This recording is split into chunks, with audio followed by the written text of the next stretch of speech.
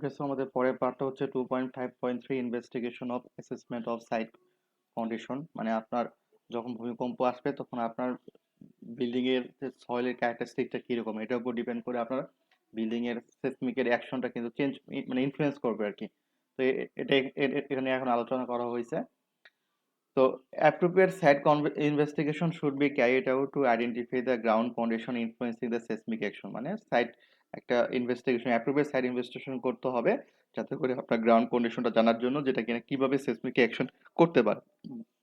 তো আপনি যেখানে আপনার বিল্ডিংটা হবে অবশ্যই তার যে সয়েলের ক্যারেক্টারিস্টিকটা অবশ্যই এগুলোতে এই কন্ডিশনগুলো থেকে ফ্রি হইতে হবে, যে free from risk of ground rupture, slope instability and permanent settlement. এইগুলো হওয়া যাবে না আর কি। যেখানে দেখেন গ্রাউন্ড রাপচার দেখানো রয়েছে, এটা স্লপ ইনস্টেবিলিটি, তারপর সেটেলমেন্ট, এগুলো আপনার সয়েলে হওয়া যাবে না। ওকে, এরপরে the intent of the site investigation is to classify the site into one type SA, SB, SC, SD, SE, S1 এবং S2। মানে এই সাইট ইনভেস্টিগেশনের উদ্দেশ্যটাই হচ্ছে আপনার সাইটকে এই কয়েকটা ভাগে ভাগ করা, যার ভিতরে SA, SB, SC, SD, AC এবং S1 এবং S2 রয়েছে। যাদের ভিতরে S1 এবং S2টা হচ্ছে একটা special type of soil type. হ্যাঁ, এগুলো করার জন্য আপনাকে স্পেশাল কিছু স্টাডি করতে হবে। সো আমাদের S1 এবং S2 নিয়ে আমরা চিন্তা করব না, আমাদের উপরে এসএ, এসবি, এসসি, এসডি এবং এসি এই পাঁচটার ভিতরে হবে। ওকে, তো যদি আপনার এখানে বলতেছে for a structure belonging to seismic design category C এবং ডি, যদি আপনার বিল্ডিং এর ডিজাইন ক্যাটাগরি এরকম আছে আর কি। আমাদের তিনটা ডিজাইন ক্যাটাগরি হয়, একটা হচ্ছে বি, সি এবং ডি। পরবর্তী ভিডিওগুলোতে এগুলো নিয়ে আরো ডিটেলস আকারে আলোচনা করা হবে। তো যদি সি এবং ডি হয়, হ্যাঁ, এবং দেখেন এটা বলতেছে যে এখানে মানে আলোচনা করা হবে। সি এবং ডি হয়, তো সেক্ষেত্রে অবশ্যই আপনার যে আরো কিছু প্যারামিটার যেটা আমি উপরের দিকে আপনাদের বললাম যেগুলো চেক করতে হবে, যে স্লপ ইনস্টেবিলিটি, লিকুইফ্যাকশন, তারপরে হচ্ছে ডিফারেন্স মানে সেটেলমেন্ট চেক করতে হবে, এরপর হচ্ছে সারফেস ডিসপ্লেসমেন্ট, তারপর lateral pressure on basement wall and retaining wall due to earthquake ground motion. মানে গ্রাউন্ড যখন আর্থকুয়েক ফোর্সটা আসবে তখন মাটি, মানে আপনার তো বেসমেন্ট ওয়াল বা রিটেনিং ওয়ালটা আরো নিচের দিকে থাকে, তাই না? তো ওই মাটির ধাক্কায় যেন উম, আপনার কোনো প্রবলেম না হয়, এগুলো আপনাকে তখন চেক করে দেখতে হবে। তো সাইট ক্লাসিফিকেশন আমরা কিভাবে বের করব? সাইট ক্লাসিফিকেশন মূলত আমাদের সল্টেস্ট রিপোর্ট থেকে বের করতে হবে। আমরা সল্টেস্ট রিপোর্ট থেকে সাইটের প্রপার্টি আমরা বুঝতে পারি। তো এখানে বলতেছে দেখেন, classification will be done in accordance with the table 6.2.13। মানে এই যে সাইট ক্লাসিফিকেশনটা এই টেবিল অনুসারে করতে হবে, based on soil property of upper 30 metre of the site profile. মানে আপনার উপরের দিকে 30 মিটার উপর পর্যন্ত আপনাকে আপনাকে সাইটের প্রপার্টি ধরে আপনাকে বের করতে হবে। তো এই জায়গায় দেখেন টেবিলটা এখানে নিচের দিকে দেওয়া আছে। আপনি এই জায়গাতে তিনটা প্রপার্টির মাধ্যমে বের করতে পারবেন। একটা হচ্ছে শেয়ার ওয়েভ ভেলোসিটি, একটা হচ্ছে এসপিটি ভ্যালু এবং আরেকটা হচ্ছে আনড্রেনড শেয়ার স্ট্রেন্থ। এই তিনটার ভেতরে বের করতে পারেন। মূলত আমরা এসপিটি ভ্যালু দেখে আমরা সাইটে আপনার সয়েল প্রপার্টি আর কি বের করে থাকি। তো এসপিটির সূত্রটাই দেখি। এসপিটির এই যে অ্যাভারেজ এন ভ্যালু থেকে বের করি আমরা। অ্যাভারেজ এন ভ্যালু সমান সমান হচ্ছে এভারেজ এন ভ্যালু এন সমান সমান, এটা সূত্রটা হচ্ছে summation of DI divide by summation of DI divide by হচ্ছে এনআই।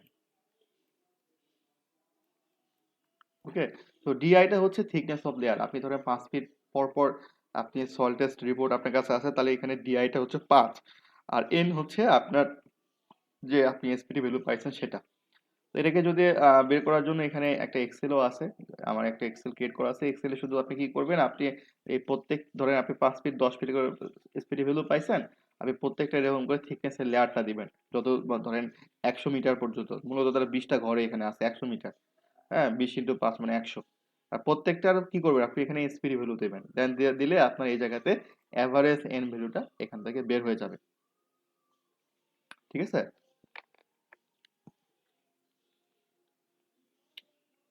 ওকে, তো এইভাবে আপনি এখানে করতে পারেন। আপনি যেটা এখানে যেভাবে করবেন আর কি, প্রত্যেকটা যে থিকনেসের লেয়ার আছে এবং এই জায়গাতে আপনার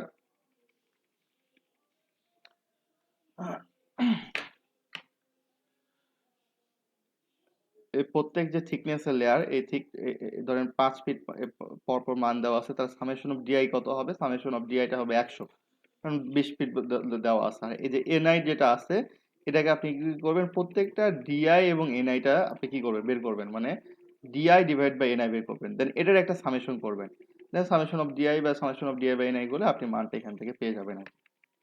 প্রত্যেকটারই বের করতে হবে। যে আমি যদি এখানে একটা এক্সাম্পল দেখাই আপনাদেরকে, ধরেন আপনি 5 ফিটে 5 ফিট, 10 ফিট, 15 ফিট আর 20 ফিট, এই চারটা ডাটা নিয়ে আমি করতে চাই, আমি টোটাল 100 ফিটের জন্য করলাম না। তো এইভাবে করার জন্য ধরেন আপনি ধরেন 5 ফিটে এসপিডি হলো পাইছেন 2, ওকে, এরপরে ধরেন 10 ফিটে পাইছেন 4, 15 ফিটে ধরেন পাইছেন হচ্ছে 7, আর 20 ফিটে ধরেন পাইছেন হচ্ছে 9। তাহলে এই জায়গাতে আমার প্রত্যেকটা ডিআই এর মানটা কত হয়, ডিআই এর মানটা হবে এই জায়গাতে, তাহলে প্রত্যেকটারই আমার ডেপথ হচ্ছে 5 ফিট করে, তাহলে এগুলো হচ্ছে 5, এগুলো হচ্ছে 5, এগুলো হচ্ছে 5। আচ্ছা, এনআই তো দেওয়া আছে, তাহলে এই ডিআই ডিভাইড বাই এনআই কত হবে, ডিআই ডিভাইড বাই এনআই, তাহলে ধরেন আপনার হচ্ছে এই জায়গায় 5/2, 5/2 মানে হচ্ছে 2.5, 2.5, এরপরে হচ্ছে 5/4, এটার মান হচ্ছে 1.25, 1.25, এরপরে মান হচ্ছে 5/7, এটা হচ্ছে আমার 0.714, আর এটা হচ্ছে 9/5, 9/5, সরি 5/9, এর মানটা হচ্ছে 0.56। এভাবে আমি ডিআই বা এনআই বের করলাম, তাহলে সামেশন করেন ডিআই, সামেশন করলে সামেশন অফ ডিআই যেটা হবে, সামেশন অফ ডিআইটা হবে 20, আর সামেশন অফ ডিআই বা এনআই কত হবে, 2.5 যোগ 1.25 যোগ 0.714 যোগ 0.56, summation of DI by NI এর মানটা হবে 5, ধরেন 5.02 আছে, আমি 5ই ধরলাম।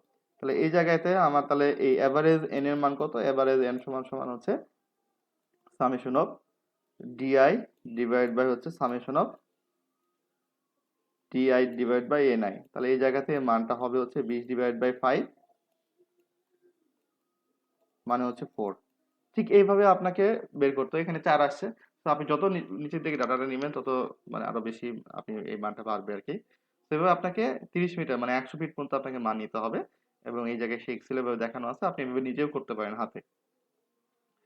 আচ্ছা, এখন ধরেন আপনি এনআই এর মান পাইলেন, তারপর কি করতে হবে, এই জায়গাতে আপনি দেখেন এসএ, এসএটা হচ্ছে রক বা হার্ড সয়েল, এসবিটা হচ্ছে তার থেকে মানে যত নিচের দিকে যাবেন তত মাটির কোয়ালিটিটা হচ্ছে খারাপ, মানে এসএ এসবি যত নিচের দিকে যাবেন, এসসি এসডি এসি, এসিটা সবচেয়ে হচ্ছে খারাপ মাটি। তো নর্মালি এই জায়গায় দেখেন আমাদের এস এর জন্য কোনো এসপিডি ভ্যালু নাই, তো নর্মালি এসি আমাদের এখানে হবে না। এরপরে হচ্ছে আমাদের এসির জন্য কোনো এসপিডি ভ্যালু দেওয়া নাই, তখন এসিটাও আমাদের হবে না।